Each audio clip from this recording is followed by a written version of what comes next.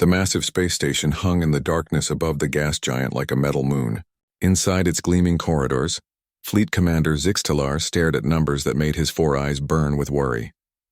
7 million credits. Every single day. Gone. The holographic display showed 847 ships floating in the station's docking bays. Each one was bleeding fuel like a wounded animal. The quantum fusion drives that powered the Zephyrian Trade Consortium's mighty fleet were drinking processed deuterium like water. Nobody knew why. Zixtalar's scaled fingers drummed against the metal desk. 3 months ago, everything worked perfectly. The drives ran clean and efficient, just like they had for 300 years. Then something changed. The fuel consumption numbers started climbing, first by 10%, then 20%.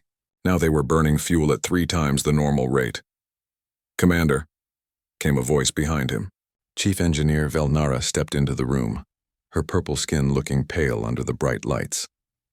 "The morning reports are in." Zixtalar did not turn around. "How bad?" 7.2 million credits today. If this continues, we'll be bankrupt in 6 months. The commander's mandibles clicked together, a sign of deep stress among his people. The Zephyrian Trade Consortium controlled shipping routes across half the galaxy. Their fleet carried goods between 1,000 worlds. If the fleet stopped running, entire star systems would starve. "What do your engineers say?" Zixtalar asked. Velnara's 4 eyes looked down at her datapad. "We've run every test known to science. The quantum field harmonics are perfect. The antimatter injection systems work exactly as designed. The exotic matter containment fields show no problems. Everything tests normal. But the fuel consumption keeps rising every day." Zixtalar finally turned to face his chief engineer. Velnara had been born on Zephyr Prime, where the best technical minds in the galaxy learned their trade. Her neural implants could process 1,000,000 calculations per second. Her education included quantum mechanics, hyperdimensional engineering, and exotic matter theory. If she could not fix this problem, who could? "What about the Andromedans?" the commander asked. They sent their best hive mind collective. 12 individuals sharing one consciousness, working as a single superbrain. They spent 2 weeks examining our drives. Found nothing wrong. The ethereals, 3 of their energy beings came last month. They exist partially in hyperspace so they can see quantum fields directly. They looked at every drive in the fleet. "No problems detected." Zixtalar's claws scraped against the desk. The ethereals were made of pure energy. They understood technology in ways that biological beings never could. If they found nothing wrong, then nothing was wrong. Yet the credits kept disappearing. "The Centaurans?" he asked. "Sent a team of their best redundancy experts. You know how they are. Everything must have 3 backup systems. They rebuilt our entire diagnostic network from scratch. Still no answers." The commander stood up and walked to the large window that looked out over the docking bays. Hundreds of ships floated in the artificial gravity fields, dark and silent. Beautiful vessels that had carried Zephyrian trade goods to every corner of known space. Now they sat useless, too expensive to operate. "Sir," Velnara said quietly, "there is one option we haven't tried." Zixtalar knew what she was about to say. He had been avoiding this conversation for weeks. "No. The Terran Mechanics Guild has a reputation. They're primitives, Velnara. They still use chemical rockets on their homeworld. They discovered faster-than-light travel only 50 years ago. Their entire civilization runs on controlled explosions and spinning metal parts. But they fix things that nobody else can fix." The commander's laugh was bitter. "With what? Hammers and luck? Sometimes that works." Zixtalar stared out at his dying fleet. 7 million credits per day. The board of directors was already talking about scrapping the ships and buying new ones. But new ships would take years to build, and the consortium would lose its place in galactic trade forever. "Tell me about these human mechanics," he said.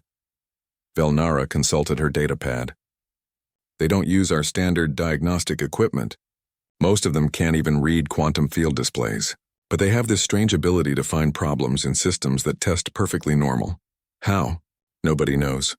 They claim to use something called intuition. Their engineers talk about feeling when something is wrong. It makes no scientific sense." The commander shook his head. Intuition was not engineering. Feeling was not science. The Zephyrians had eliminated such primitive thinking from their culture centuries ago. Everything was calculated, measured, and verified by computer systems. "What do they charge?" he asked. "Standard guild rates. But if they can't fix the problem, we pay nothing." 7 million credits per day. Zixtalar did the math in his head. If a human mechanic worked for a week and failed, it would cost less than what the fleet burned in fuel during lunch. There's something else, Velnara said. I researched their recent jobs. Last year, they fixed a Rigelian deep space mining platform that had been broken for 6 months. The Rigelians are perfectionists. They don't have mechanical failures, ever. But their quantum extractors stopped working. No Rigelian engineer could find the problem. And a human mechanic named Jackson Morrison fixed it in 3 days. The Rigelians still won't say what was wrong. They were too embarrassed. Jackson Morrison. Zixtalar had never heard the name, but he made note of it. Any being who could embarrass the proud Rigelians might be worth meeting. Contact the Terran Mechanics Guild, the commander said. Request their best available engineer. Sir, are you sure? The other species will think we've lost our minds. Velnara, we're losing 7 million credits every day. I don't care what anyone thinks. Get me a human. The chief engineer bowed and left the room. Zixtalar remained at the window, watching his ships drift in their docking cradles.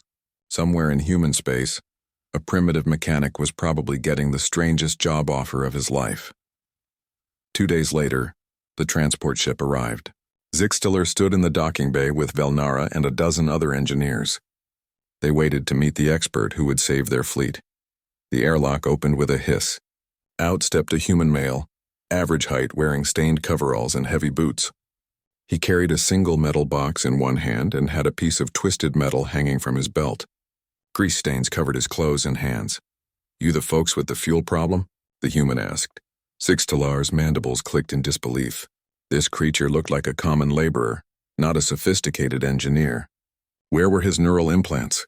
His quantum calculators? His molecular scanners? I am Fleet Commander Zixtalar, he said. You are? Jackson Morrison. But everybody calls me Wrench. The human held up the twisted metal from his belt. On account of this, the Zephyrian engineers exchanged glances. Their quantum computers and probability matrices had been replaced by a primitive tool that looked like it belonged in a museum. Shall we get started? Jackson asked, hefting his metal toolbox. I hear you're bleeding money pretty bad. Zixtalar looked at his chief engineer. Velnara's expression suggested she was having second thoughts about hiring a human. But 7 million credits per day was 7 million credits per day. Follow me, the commander said. I'll show you to the engine bay. As they walked through the pristine corridors of the space station, Jackson whistled tunelessly and looked around with curious eyes. He seemed impressed by the clean lines and efficient design, nodding approvingly at details that caught his attention. Nice place you got here, he said. Real nice. Now let's see what's got your engines all messed up. The engineering bay fell silent when Jackson Morrison walked in. 20 Zephyrian technicians stopped their work and stared at the human. Their advanced instruments hummed quietly in the background. Molecular scanners, quantum field detectors, and probability calculation matrices that could process data faster than most planetary computers. Jackson set his toolbox down on the pristine floor with a loud clang. The sound made every alien in the room flinch. He opened the box and pulled out tools that looked ancient compared to the gleaming Zephyrian equipment. So this is where the magic happens, Jackson said, looking around the bay. He walked over to one of the quantum fusion drives, a massive cylinder covered in blinking lights and readout displays. Big sucker, isn't it? Chief Engineer Velnara stepped forward, her 4 eyes wide with disbelief. Mr. Morrison, these drives are extremely complex. The quantum field harmonics alone require calibration to 17 decimal places. The antimatter injection sequences must be timed to nanosecond precision. Perhaps you should review our technical specifications before— Nah, I'm good, Jackson interrupted. He pulled out a metal wrench and tapped it gently against the drive housing. The sound rang through the bay like a bell. Can I take a look under the hood? Under the hood? Velnara's mandibles clicked rapidly. There was no hood. The drive was a sealed quantum containment system. Opening it without proper procedures could cause an antimatter explosion that would vaporize the entire space station. The housing cannot be opened while the system is active, she explained carefully. The exotic matter containment fields. I'm not going to break anything, Jackson said. He walked around the drive, running his hands along the smooth metal surface. Just want to get a feel for how she's running. The Zephyrian engineers exchanged worried glances. A feel for how it was running? Their instruments provided exact measurements of every quantum fluctuation. every energy output variation, every molecular vibration. What more could biological senses possibly detect? Jackson knelt down and pressed his ear against the drive housing. The aliens watched in horror as he listened to the machinery like a primitive animal examining its prey. Jackson said. She's running rough. Impossible, Velnara replied. All our diagnostics show perfect operation. The harmonic frequencies are exactly. Your numbers might be perfect, Jackson said, standing up and brushing dust off his knees. But listen to that rhythm. You hear how it's just a little off? The Zephyrians listened carefully. Their enhanced hearing, augmented by neural implants, could detect sounds across a much wider range than human ears. They heard the steady hum of the quantum fields, the precise cycling of the antimatter injectors, the controlled whisper of exotic matter flowing through containment tubes. Everything sounded exactly as it should. I don't hear anything wrong, Velnara said. That's because you're listening with your brain instead of your ears, Jackson replied. He pulled out a device that looked like a metal stick with a rubber handle. This here's a sonic screwdriver. Well, that's what my daughter calls it. Really just a vibration detector. The Zephyrians had vibration detectors too, of course. Theirs could measure oscillations down to the quantum level and display the results in beautiful holographic charts. Jackson's device had a simple dial and a needle that moved back and forth. According to our quantum resonance analyzers, Velnara said, the drive vibrations are within acceptable parameters. Sure, but acceptable ain't the same as right, Jackson said. He held his primitive detector against different parts of the drive housing, watching the needle dance. Something's making these engines work harder than they should. That's why you're burning extra fuel. A new voice spoke up from across the bay. The humans' methods are clearly inferior. Jackson turned to see a group of crystalline beings entering the engineering bay. The Andromedans moved as one unit, their shared consciousness allowing perfect coordination. Their crystal bodies reflected the bay's lights in beautiful patterns. We are the collective of third-level engineers, they said in perfect unison. We have examined these drives using quantum-enhanced detection arrays. No anomalies exist. Nice to meet you too, Jackson said. He seemed unbothered by their obvious disapproval. What's your take on the fuel consumption problem? The issue lies not with the drives, but with the fuel preparation systems, the Andromedans replied. However, our scans show those systems operating at peak efficiency as, well, Jackson nodded and made a note in a small paper notebook. Paper. The Zephyrians used quantum storage crystals that could hold the entire contents of a library in a space, smaller than a grain of sand. Jackson wrote with an actual pencil. Fuel prep systems, huh? He said, where are those?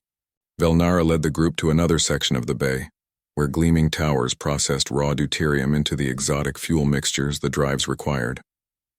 The systems were beautiful in their complexity, pipes that bent through impossible angles, chambers where matter transformed at the quantum level, and filters that could separate particles by their dimensional resonance.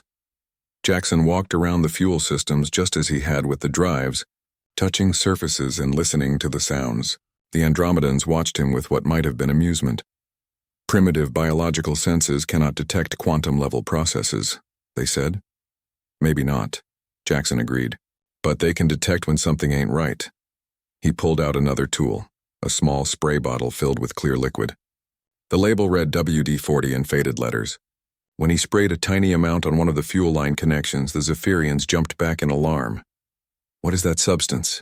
Velnara demanded. It could contaminate the entire fuel system. Relax, Jackson said. It's just a penetrating oil. Helps with stuck parts. But that's not why I used it. He pointed to where the liquid had beaded up on the connection. See how it's not spreading evenly? That tells me the surface isn't as clean as it looks. The Andromedans moved closer, their crystal forms humming with shared thought. Our molecular scanners show no contamination on that surface. Your scanners are looking for the wrong kind of contamination, Jackson said. He wiped the oil away with a cloth and examined the connection more closely. This isn't about molecules. It's about something bigger. More aliens entered the bay. The ethereals came first, beings of pure energy who existed partially in hyperspace. They had no physical form, appearing as shifting clouds of light that hurt to look at directly. Behind them came the Centaurans, methodical engineers who built redundant backup systems for their backup systems. The energy fields show no disruption, the ethereal said, their voices sounding like musical tones. We have examined every quantum fluctuation in these drives, and our redundancy analysis found no single point of failure, added the lead Centauran. The systems are fault-tolerant beyond any reasonable requirement. Jackson looked around at the gathered aliens, the most advanced engineering minds in the galaxy, all staring at him with expressions ranging from curiosity to outright hostility. Their equipment could measure things he couldn't even pronounce. Their knowledge spanned sciences that humans were just beginning to understand. "Well," he said, pulling his wrench from his belt, "looks like we got ourselves a real puzzle here." The wrench caught the light as he turned it over in his hands. It was old, worn smooth by countless jobs, and had scratches and dents that told stories of problems solved and machines fixed. Compared to the gleaming quantum instruments around him, it looked like something from the Stone Age. "Mr. Morrison," Velnara said carefully, "perhaps you could explain your diagnostic methodology so we can understand how you plan to proceed." Jackson grinned. "Sure thing. First, I'm going to poke around and see what feels wrong. Then I'm going to follow that feeling until I find the problem. And then I'm going to fix it." The alien engineer stared at him in stunned silence. Poke around? Follow a feeling? This wasn't methodology. It was barely organized chaos. "But what about systematic analysis?" asked the Centauran. "Controlled testing protocols? Data verification?" "Oh, I'll do all that stuff too," Jackson said. "But first I gotta know where to look. And the only way to do that is to listen to what the machines are trying to tell me." He hefted his toolbox and started walking toward the maintenance access tunnels. "Now, if you'll excuse me, I got some crawling to do. These fuel lines gotta go somewhere, and I aim to follow them all the way to the source." As Jackson disappeared into the narrow maintenance tunnel, the alien engineers looked at each other with expressions of bewilderment. Their most advanced diagnostic equipment had found nothing wrong. Their quantum computers had run millions of simulations. Their collective intelligence spanned multiple dimensions of analysis, and they were about to be shown up by a human with a wrench and a spray bottle. The credits kept bleeding. 7 million per day, and somewhere in the maintenance tunnels, Jackson Morrison whistled tunelessly as he followed his primitive instincts toward a solution that would embarrass the greatest minds in the galaxy. Jackson crawled through the maintenance tunnel on his hands and knees, his human bulk barely fitting in the space designed for slender Zephyrian bodies. Behind him, he could hear the muffled voices of alien engineers debating quantum field theory and probability matrices. Ahead of him lay hundreds of pipes, cables, and conduits that carried fuel to the fleet's 847 ships. The tunnel smelled like metal and cleaning chemicals. Jackson's flashlight cut through the darkness, revealing junction boxes and access panels every few meters. He stopped at each one, listening carefully to the sounds of flowing fuel and humming machinery. "Computer, display tunnel schematic 7 Alpha, came Velnara's voice through the communication system. Jackson ignored the holographic display that appeared in front of him. Instead, he pressed his ear against a large fuel pipe and listened to the liquid flowing inside. The sound was steady but not quite right, like a heartbeat with an occasional skip. "Mr. Morrison," Velnara's voice continued, "the schematic shows optimal flow rates through all fuel lines in your section." "I'm sure it does," Jackson called back. "But the pipes are telling a different story." He crawled further into the tunnel system, following the main fuel lines as they branched off toward different sections of the fleet. Every few minutes he stopped to listen, feel, and even smell the various systems around him. His primitive senses picked up things that the sophisticated alien instruments missed.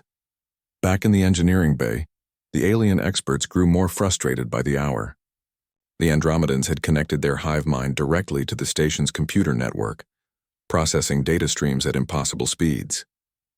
The ethereals floated through the quantum containment fields, examining energy patterns that existed beyond normal space. The Centaurans rebuilt entire diagnostic systems from scratch, adding layer upon layer of redundant monitoring. Nothing worked.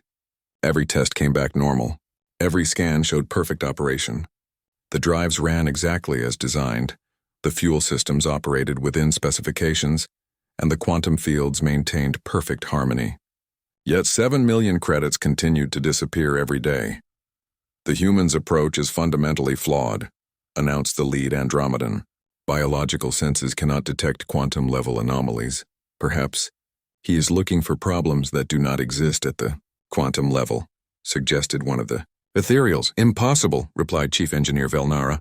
All mechanical systems in this facility operate through quantum principles. If the problem is not quantum, it cannot affect our drives. Deep in the maintenance tunnels, Jackson had found something interesting, a section where the fuel pipes seemed to vibrate differently than the others. He pulled out his primitive vibration detector and held it against various points along the line. The needle danced back and forth, showing patterns that meant nothing to the alien computers but told a clear story to human intuition. "Hey, Velnara," he called through the communication system. "Got a question for you." "What is it, Mr. Morrison?" "When did this fuel efficiency problem start exactly?" "Approximately 93 standard days ago," came the immediate reply. "The decline began gradually but has accelerated over time." Jackson made another note in his paper notebook. "Anything else change around that time? New procedures, different schedules, maybe some upgrades?" There was a long pause before Velnara answered. "Several routine optimizations were implemented based on AI recommendations. Nothing that should affect fuel consumption." "What kind of optimizations?" "Maintenance scheduling, duty rotation, supply chain efficiency improvements. Standard cost reduction measures recommended by our quantum analysis systems." Jackson nodded to himself in the darkness of the tunnel. He had worked on enough broken machines to know that the words routine optimization usually meant someone had changed something that was working. "Fine, just to save a few credits, can you send me a list of those changes?" he asked. "Certainly. Transmitting data now." A holographic display appeared in front of Jackson, showing dozens of procedural modifications. Most were minor adjustments to work schedules and supply deliveries, but one item caught his attention: a change to the bioneural filter replacement schedule in the fuel preprocessing systems. "This filter thing," Jackson said. "What exactly do these bioneural filters do?" "They optimize fuel purity in real time," Velnara explained. "The organisms adapt their filtering properties based on quantum fluctuations, molecular density variations, and 17 other environmental factors. They're among our most sophisticated biotechnology achievements." "Organisms?" Jackson asked. "These filters are alive?" "Bioengineered neural networks, yes. They learn and adapt to provide optimal fuel purification under any conditions." Jackson sat back in the tunnel and scratched his head. Living filters. Of course, the aliens would create living filters. Nothing could be simple with these people. "And you changed the replacement schedule how?" "The AI analysis determined that the filters could function efficiently for 47.3 days, instead of the traditional 30-day replacement cycle.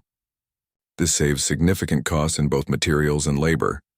Jackson felt a familiar tingling sensation in his gut, the same feeling he got when he was close to solving a problem.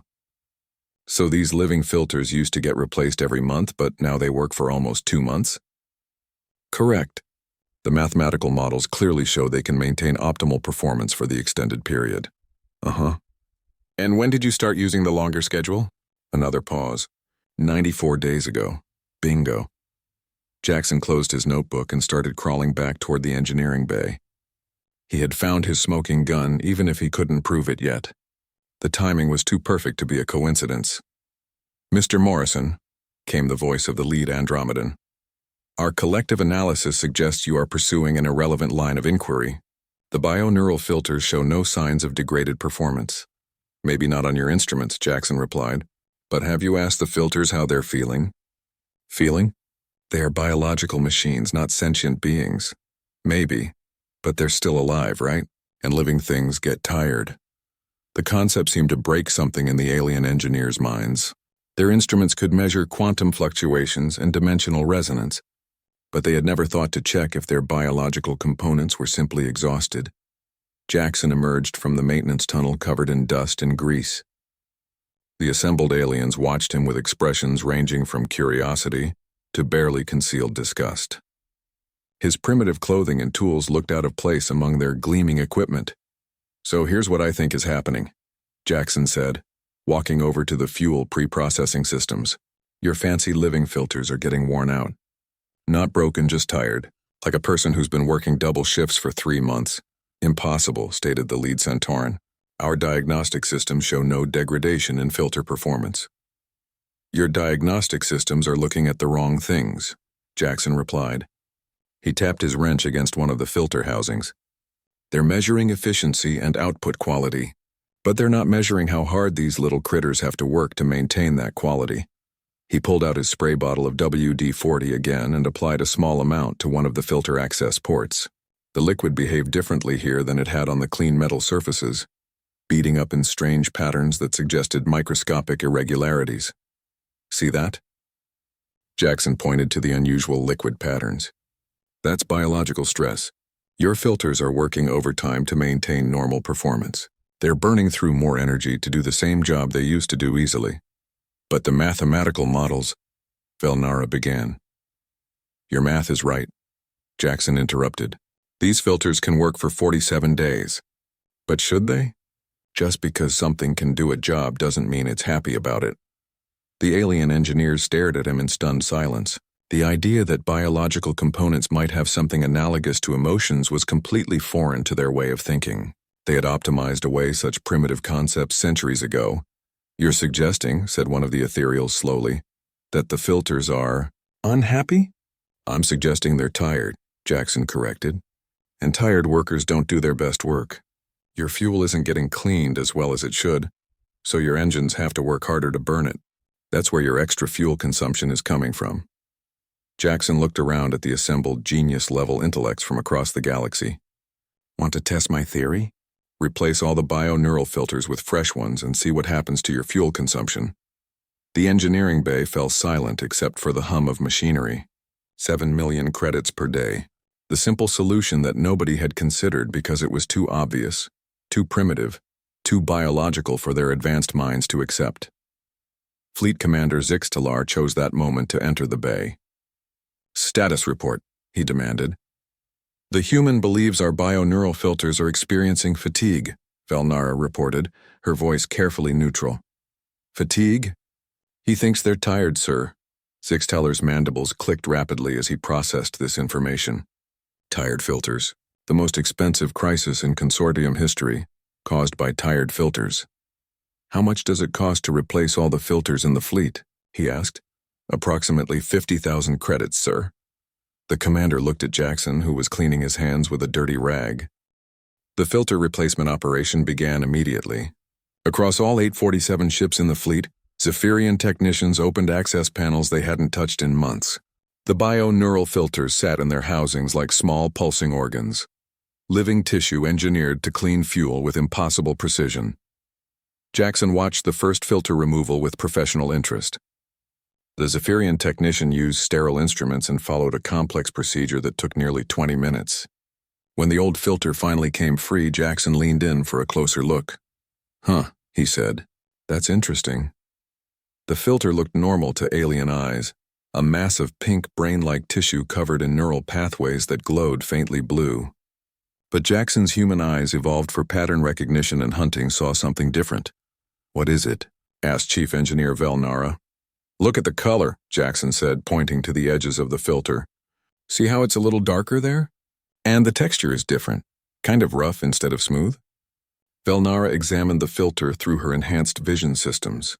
Her neural implants processed the visual data and compared it to stored templates. I see no significant deviation from normal parameters. That's because your computers are looking for failure, not fatigue, Jackson explained. This little guy isn't broken. He's just worn out. The Andromedans moved closer, their crystal bodies humming with shared thought. We detect no chemical changes in the bio-neural tissue, they announced. Course not, Jackson agreed. The chemistry's fine. It's the biology that's tired. He pulled out a simple magnifying glass, actual glass lenses in a metal frame, ancient technology by galactic standards. Under magnification, the filter surface showed tiny irregularities that the alien instruments had dismissed as normal variation. See these little bumps and valleys? Jackson asked. That's scar tissue. Your filter's been working so hard that it's actually damaging itself trying to maintain performance standards. The revelation hit the alien engineers like a physical blow. Their most sophisticated biotechnology was hurting itself to meet the demands placed on it.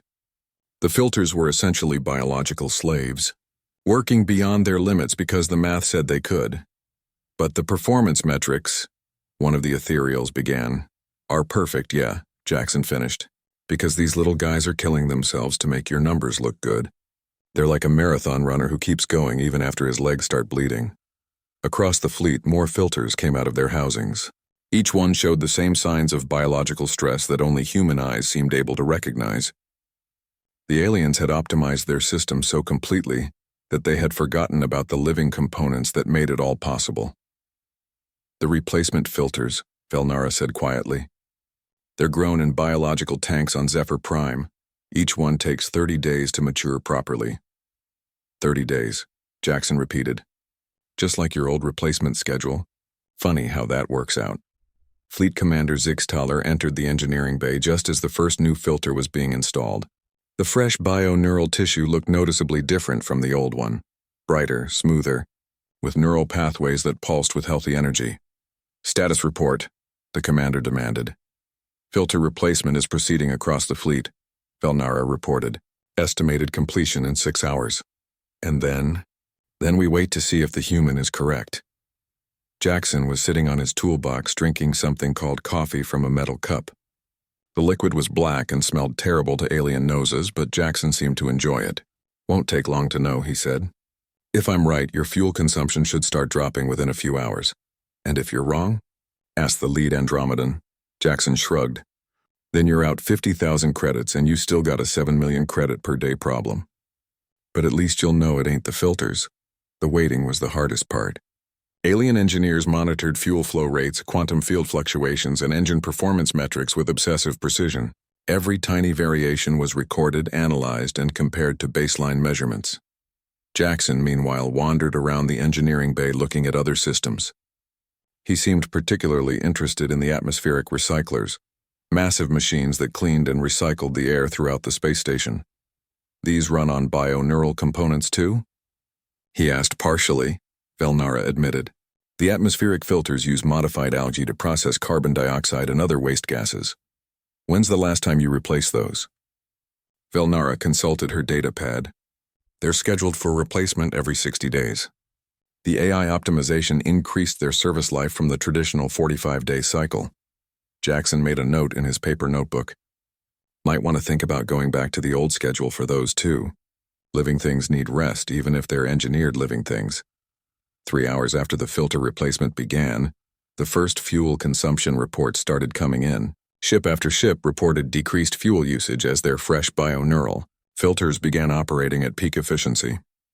Fuel consumption down 8% on the Stellar Wanderer, reported one. Technician, 12% reduction on the Cosmic Trader, called another. 15% on the Deep Space Explorer. The reports kept coming. Every ship with new filters showed immediate improvement in fuel efficiency. The tired, overworked bio-neural tissue had been replaced with fresh, eager filters that did their job with enthusiasm instead of resignation. By the end of the day, fleet-wide fuel consumption had dropped by an average of 14%. Not quite back to normal levels, but close enough to prove Jackson's theory. The bio-neural filters had indeed been suffering from biological fatigue. Remarkable, whispered one of the ethereals. We never considered that biological components might experience diminished performance due to psychological factors. Not psychological, Jackson corrected. Physical. These filters are living tissue. They get tired, they get stressed, and they need time to recover, just like any other living thing. Fleet Commander Zixtalar stared at the fuel consumption reports with expressions of relief and embarrassment warring on his face. The crisis was over. The solution had been absurdly simple. And it had taken a primitive human to see what the galaxy's greatest minds had missed. Mr. Morrison, the commander said formally, the Zephyrian Trade Consortium is in your debt. Name your fee. Jackson finished his coffee and stood up. Standard guild rates plus expenses. And maybe throw in a bonus for the filters. They've been working real hard. A bonus for the filters? Sure. Get them some better growing conditions, maybe some variety in their diet. Happy workers do better work, even if the workers happen to be engineered brain tissue. The alien engineers exchanged glances. The idea of treating biological components as employees rather than equipment was revolutionary. Their entire approach to biotechnology would need to be reconsidered. There is one thing I don't understand, admitted Velnara. How did you know to look at the filters? What made you suspect they were the problem?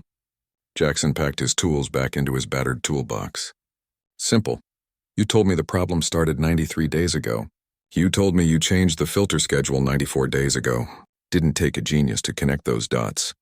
But our AI analysis determined that the extended schedule was mathematically optimal. Sure it was. For the bottom line. But your AI forgot to ask the filters what they thought about working overtime. Jackson hefted his toolbox and headed for the door. That's the problem with being too smart sometimes. You optimize away all the human factors. As Jackson left the engineering bay, the alien engineers began the long process of reconsidering everything they thought they knew about biological engineering. The Andromedans disconnected from the computer network and started discussing concepts like worker satisfaction and biological rights. The ethereals examined their energy-based existence and wondered if they too might experience something analogous to fatigue. The Centaurans immediately began designing redundant rest cycles for all biological components. In his private office, Fleet Commander Zixtler authorized payment to the Terran Mechanics Guild, a sum large enough to buy a small moon. But compared to 7 million credits per day, it was the best money he had ever spent. The human had done more than solve their technical problem. He had opened their eyes to the possibility that intelligence and technology weren't enough. Sometimes you needed wisdom, intuition, and the simple recognition that all living things, even engineered ones, deserved to be treated with respect. As Jackson's transport prepared to depart, fuel consumption across the fleet continued to drop. The bioneural filters worked with renewed efficiency, their biological needs finally acknowledged and met.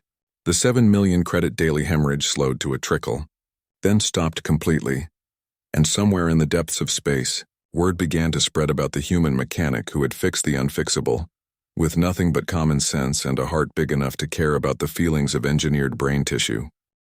3 weeks later, fuel consumption across the Zephyrian fleet had returned to normal levels. The bioneural filters hummed with healthy efficiency, their neural pathways bright and active. Fleet Commander Zixtler stood in his office watching ships depart the station, with their holds full of cargo and their drives running clean. The credits had stopped bleeding. 7 million per day had become 0. The consortium's accountants were so relieved. They had thrown a party the first time in Zephyrian history that anyone had celebrated over spreadsheets, but the real impact of Morrison's visit went far beyond saving money. Word had spread throughout the galaxy faster than any hyperspace transmission. The story of the human mechanic who solved the unsolvable had become legend in engineering circles from Rigel to Vega. "Sir," came Chief Engineer Velnara's voice over the communication system. "The morning reports are ready." "Come in," Zixtlar replied. Velnara entered carrying her usual datapad, but she looked different somehow. Less stressed, more thoughtful. The crisis had changed her just as it had changed the entire engineering crew. "Fuel efficiency is holding steady at optimal levels," she reported. "All bioneural filters are operating within healthy parameters. And I've implemented the new maintenance schedule across all biological components in the fleet." The new schedule. Instead of pushing biological systems to their mathematical limits, the consortium had returned to maintenance cycles that respected the needs of living tissue. Filters were replaced every 30 days. Atmospheric processors were serviced every 45 days. Even the bioneural components in the navigation systems got regular rest periods. "Any resistance from the efficiency experts?" Zixtler asked. "Initially, yes. The AI systems calculated a 12% increase in maintenance costs. But when I showed them our fuel savings, they agreed the trade-off was worth it." Zixtlar nodded. The consortium had always been obsessed with efficiency, but they had learned there was more than one way to define the word. True efficiency meant sustainable performance, not pushing systems until they broke. "There's something else," Velnara continued. "We've been contacted by several other species requesting consultations." "What kind of consultations?" "The Andromedans are having problems with their collective consciousness network. Apparently, some of their hive minds are experiencing what they call processing fatigue. The ethereals are investigating energy depletion in their quantum matrices. Even the Centaurans admit their redundant systems might be too redundant." Zixtlar's mandibles clicked with amusement. The galaxy's most advanced civilizations were all discovering that their sophisticated technologies had the same weakness. They had forgotten to account for the needs of the living components that made them work. "And they want our advice?" "They want human advice," Specifically, they want Jackson Morrison. The commander was not surprised. In the weeks since Jackson's visit, requests for human engineers had flooded the Terran Mechanics Guild. Species that had previously considered humans primitive were now begging for their help. Have you been in contact with Mr. Morrison? He sent a message yesterday. He's working on the Andromedan consciousness problem. Apparently their hive minds have been sharing thoughts continuously for centuries without ever taking a break. Mr. Morrison suggested they try something called meditation. Zixtler shook his head in wonder. Meditation.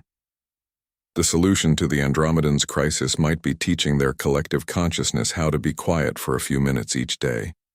It was so simple it was almost insulting. What about our own engineers? He asked. How are they adapting to these new concepts? Velnara consulted her datapad. Better than expected. The younger engineers especially seem interested in what they're calling biological empathy engineering. They want to study how living systems actually feel, rather than just how they perform. It was a revolution in thinking. For centuries, Cypherian engineers had treated biological components as sophisticated machines. Now they were beginning to understand that engineered life was still life, with needs and desires that couldn't be calculated by quantum computers. I've also implemented Mr. Morrison's suggestion about worker satisfaction surveys. Velnara added, for the bioneural filters, for all biological components. We've developed a new diagnostic protocol that measures stress indicators, satisfaction levels, and overall biological happiness. The results have been enlightening. Zixtlar didn't ask for details. He wasn't sure he wanted to know how unhappy their biological systems had been before Jackson's intervention. A chime sounded from his desk communicator. Commander, came his secretary's voice. You have an incoming transmission from the Rigelian Deep Space Authority. Put them through. The holographic image of a tall, elegant Rigelian appeared in the office. The being's perfect features showed an expression of carefully controlled embarrassment, as close to shame as the proud Rigelians ever came. Commander Zixtlar, the Rigelian said, I am Director Kethrall of the Deep Space Mining Consortium. We require assistance with a technical problem. What kind of problem? Our quantum extraction platforms have developed an efficiency anomaly. Our engineers cannot identify the cause, and we understand you have recently employed human consultants with remarkable success.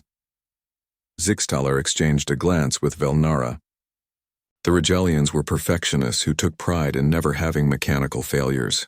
For them to ask for help was unprecedented. What makes you think the problem requires human intervention? The commander asked. Because, Director Kethrall said with visible discomfort, our last consultation with human engineer Jackson Morrison revealed that our previous crisis was caused by worker dissatisfaction among our biomechanical components. Worker dissatisfaction.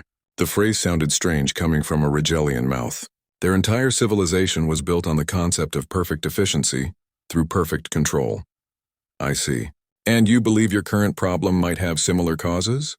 We suspect that our quantum extractors may be experiencing motivational difficulties. Motivational difficulties. Zixtlar had to control his expression to avoid laughing. The most precise beings in the galaxy were worried about the motivation of their mining equipment. I'll contact the Terran Mechanics Guild, he offered, though I should warn you that their methods can be unconventional. We are prepared to adapt our thinking, the Rigelian replied. The human Morrison taught us that perfection includes accounting for the psychological needs of biological components. We have much to learn about this concept. After the transmission ended, Zixtlar sat back in his chair and contemplated the changes sweeping across galactic civilization. Species that had spent millennia perfecting their technology were now discovering that they had missed the most important factor of all, the simple truth that living things needed to be treated like living things. Not machines, Commander, Velnara said quietly. I've been thinking about something Mr. Morrison said. What's that? He said we had optimized away all the human factors. I think he meant more than just the biological components. Zixtlar looked at his chief engineer with new understanding. You think we've done the same thing to ourselves? When was the last time you took a vacation, sir? When did any of us take time to rest, to think, to simply exist without optimizing something? The question hit home. Zephyrian society had become so efficient that they had forgotten how to live. They worked constantly, optimized everything, and measured success only in terms of productivity and profit. No wonder their biological systems were burning out. They were reflecting the stress of the entire civilization. Draft a new policy, Zixtaler ordered. Mandatory rest periods for all personnel.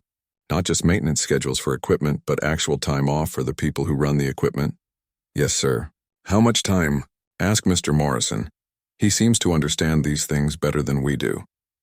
As Velnara left to implement the new policies, Zixtalar remained at his window, watching the ships of his fleet prepare for departure.